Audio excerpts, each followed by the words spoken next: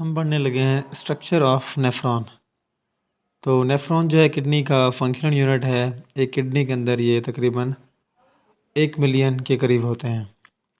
तो हम इसका सबसे पहले देखेंगे स्ट्रक्चर। तो रीनल आर्टरी के थ्रू जो है स्टार्ट करते हैं। रीनल आर्टरी जो डिवाइड होकर बनाएगी एफरेंट आर्ट्रियोल। वो आगे एक जो है आर्टरीज का एक बॉल लाइक स्ट्रक्चर बनाएगी जिसे हम बोलेंगे ग्लोमेरुलस। ग्लोमेरुलस से फिर जो बाहर ब्लड को लेकर जाएगी वो है इफरेंट आर्ट्रियोल। और ग्लोमेरुलस के आउटसाइड एक कप लाइक स्ट्रक्चर होगा जिसे हम बोलेंगे बोमेंस कैप्सूल। ग्लोमेरुलस और बोमेंस कैप्सूल को साथ मिलाकर हम रीनल कार्पसल या मेलफिजियन बॉडी बोल सकते हैं। फिर हमारे पास है प्रॉक्सिमल कन्वोल्यूटेड ट्यूब्यूल और है लूप ऑफ हेनले। जिसके बाद आ रही है हमारे पास डायस्टल कन्वोल्यूटेड ट्यूब्यूल और उसके बाद है कलेक्टिंग डक्ट।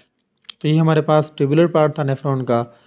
इन ट्यूब्यूल के आउटसाइड जो है आगे ये ब्लड कैपिलरीज फैली हुई होंगी।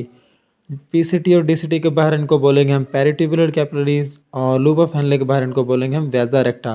फिर यहाँ से बाहर निकलेगी एज रिनल वेन। यहाँ तक हमने पढ़ा है स्ट्रक्चर ऑफ नेफ्रॉन। फिर हम देखने लगे फंक्शन ऑफ नेफ्रॉन। तो पहला फंक्शन है हमारे पास ग्लोमेरुलर फिल्ट्रेशन। हमारे पास क्या है, जो ग्लोमेरुलस है वहाँ से जो है ब्लड फिल्टर होगा और वेस्ट मटेरियल रिमूव होकर जाएगा हमारे पास बोमेंस कैप्सूल में। तो 180 लीटर जो ब्लड है 24 घंटों में गुजरता है और 2.5 लीटर जो है यूरिन बनता है 24 घंटों में। तो क्या क्या चीज़ें रिमूव होती है उसमें, वाटर है, इलेक्ट्रोलाइट्स है, glucose, urea, uric acid, creatinine और सम अमाइनो एसिड्स वगैरह। ये सारी चीज़ें जो हैं फ़िल्टर आउट होकर बाहर जाती हैं। फिर हमारे पास जो ग्लोमेरुलस है उसके बाहर कुछ सेल्स होते हैं जिन्हें बोलते हैं पोडोसाइट सेल्स। ये क्या करते हैं, रोकते हैं बड़ी बड़ी प्रोटीन्स होंगे, एंजाइम्स, अमाइनो जो हमारे पास WBC है या RBC है, इन सब को जो है गुजरने नहीं देती। और साथ साथ में यहाँ पर जो ग्लोमेरुलस के अंदर छोटे छोटे सुराख होंगे जिसको हम बोलेंगे फाइनेस्ट्रेटेड एपिथेलियम, मतलब इसकी स्किन लाइक जो पार्ट है वहाँ में सुराख है। वही सुराख से दरअसल ये सारा वेस्ट मटेरियल गुजरता है, साल्ट्स, नाइट्रोजनस वेस्ट वगैरह सारी चीज़ें उसी जो है ओपनिंग से गुजर कर जा रही है। नेक्स्ट हमारे पास है सेलेक्टिव रीअब्जॉर्प्शन जो होगी हमारे पास प्रॉक्सिमल कन्वोल्यूटेड ट्यूब्यूल में। यहाँ से 67% वाटर है वो ऑब्ज़र्व कर लिया जाएगा और सोडियम, क्लोरीन, पोटाशियम जो है ये 50% ऑब्ज़र्व हो जाएंगे। ग्लूकोज, कैल्शियम फास्फेट और ये जो है 100% ऑब्ज़र्व हो जाएंगे। वाटर को ऑब्ज़र्व कराएगा ADH और साल्ट्स को ऑब्ज़र्व करवाएगा एल्डोस्टेरॉन।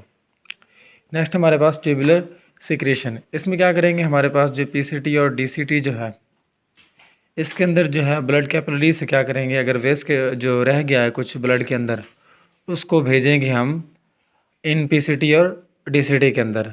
तो हमारे पास यूरिया है, क्रिएटिनिन है, हार्मोन्स हैं, कुछ ड्रग्स वगैरह हैं, या हमारे पास हाइड्रोजन और पोटाशियम के आयंस हैं, इनको हम क्या करेंगे इन ब्लड कैपिलरीज से भेजेंगे PCT और DCT में, और पोटाशियम आयन को भेजेंगे वापस ब्लड कैपिलरीज में। लास्ट हमारे पास काउंटर करंट मैकेनिज़्म।